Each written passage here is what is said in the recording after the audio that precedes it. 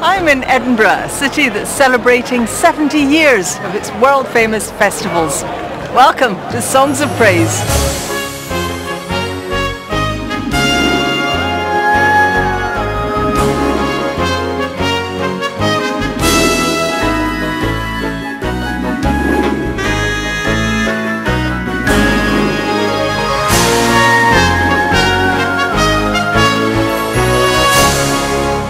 On this week's programme, I uncover the history of the Edinburgh Festival, how an idea to lift the gloom after the Second World War grew into the largest annual cultural event in the world.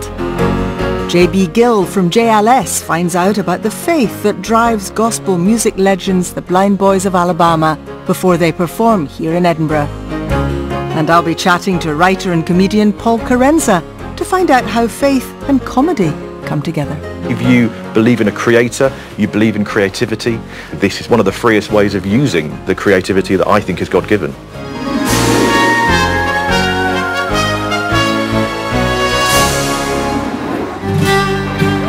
As the world's premier festival city, Edinburgh has offered an unparalleled creative showcase every year for 7 decades.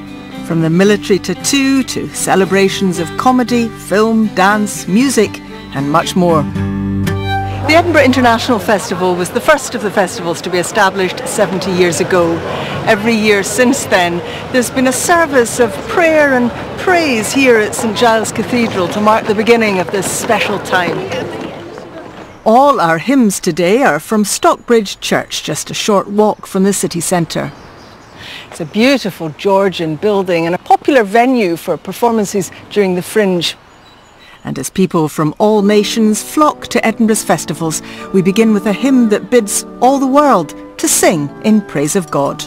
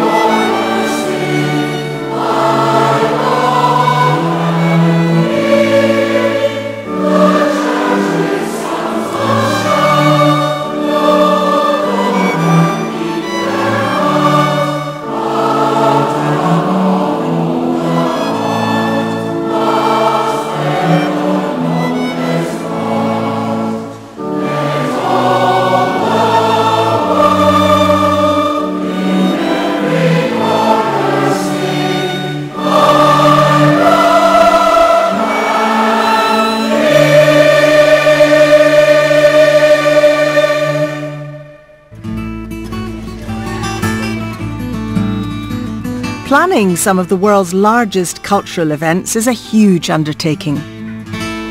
Julia Amour is part of the team who get the show on the road.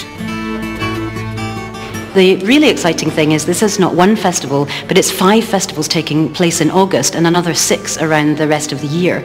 And now we have more attendances than at a FIFA Football World Cup. The original festival, the International Festival, was born after the end of World War II. There's a wonderful phrase that the Lord Provost of the time used about it being a platform for the flowering of the human spirit. And that's one of the values that we've hoped to carry through all this time in our 70th anniversary year. Do you sense that the festival has retained the spirituality that it was born with? Absolutely. I think those values are very important to it. And the Church of Scotland was very important to the establishment of the International Festival. It couldn't be born without being christened, I guess. And the minister of St Giles said that this was a historic agreement between the city and the church about the importance of arts and culture. The Edinburgh Fringe Festival is also celebrating its 70th anniversary this year. It's now the world's largest arts festival and a launch pad for all sorts of performers. Paul Carenza is a stand-up comedian and writer whose credits include hit shows Miranda, Not Going Out and Top Gear. He's been performing his comedy here at the Edinburgh Fringe for more than 20 years. Paul, how does it feel, that moment when you're in the spotlight and all these people waiting to be entertained? Yeah, well, it's the calm before the storm, isn't it? That moment at the top of the roller coaster, just before it comes down. But I always think with a comedian, a vicar, a teacher, you are the one person facing the wrong way. And then you've just got to prove that you should be here. Give me, for a start, let's fight. Give me a cheer if you're a parent. Yeah. Give me a cheer if you're not a parent. Yeah. Less of you, but more energy, more joie de vivre. So what was it that attracted you to this, the masochistic way of life in the first place? There was nothing left, really. So it was, I tried acting, and it turns out I was best at being myself, I think, as an actor. And I think stand-up, it is quite addictive. Once you've done it, you think, well, I have to keep going with this. Well, Lars is quite a big baby as well. £9 11 ounces he was. Ooh, yes. This, mostly women responding to that, I noticed. But it's great fun. There's nothing else. And at the same time, you've had a Christian faith. Has that been a lifelong thing? Yeah, well, I've been a Christian since I was a teenager, really, but I also did a theology degree. So I had friends going off into vicarhood and that sort of thing, and then I went the other way to stand-up comedy. But I always think if you believe in a creator, you believe in creativity, and that, for me, is one of the freest ways of using the creativity that I think is God-given. You know, you're probably aware of the statistic, the Bible is the best-selling book in the world of all time, which is fantastic. You know, it's the most shoplifted book of all time as well. Do you know this?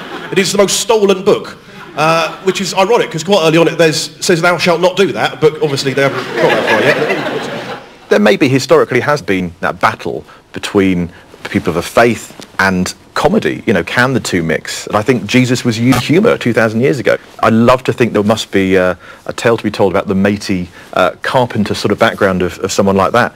Sawdust in your friend's eye and a plank in your own. He's even using carpentry language to get his point across. And that use of humour in storytelling is there, I think, in the Bible, just as it is here today.